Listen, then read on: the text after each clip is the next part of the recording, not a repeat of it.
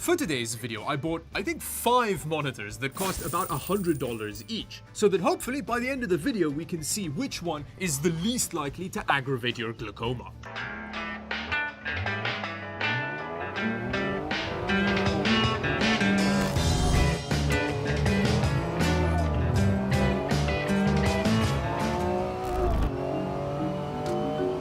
Contender number 1 is this Sansui ES24F1. I'm sure all of the monitors are going to have at least equally sexy names. It is a 24-inch monitor that has USB-C, which is reasonably useful. It's full HD and has an above 60Hz refresh rate, which is great for some additional smoothness while gaming.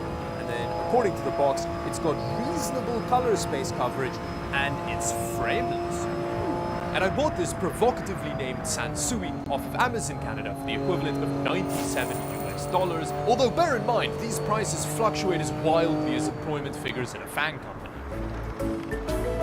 Accessory-wise, it comes with everything you need to get started, so there's this external power brick, there's a pretty losery stand down there, which we'll talk about later. Cable-wise, Sansui spoils us with both an HDMI and USB Type-C cable. Nice!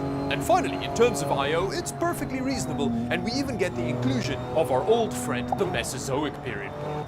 Contender number 2 is the Pixio PX222 with literally no other information on the box. But according to the Amazon listing, it's also a 1080p display like the Sansui one with a 75Hz refresh rate, which I think is great to see at this price point. Oh, and that price point is an eye-watering $98 US. It has probably the thinnest stand I've ever seen on a monitor. It's so tiny and cute.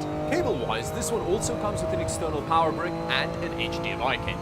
And finally, in terms of I/O, it is very similar to the I/O on the Sansui, except we don't have a USB-C port on here, which makes it a little less convenient to use with certain laptops. Oh, and both the Sansui and the Pixio have VESA mounts on the back. Contender number 3 is the Kurui, I think, 24E4, which is a 24-inch monitor, again with very little information on the box. Instead, they decided to go with the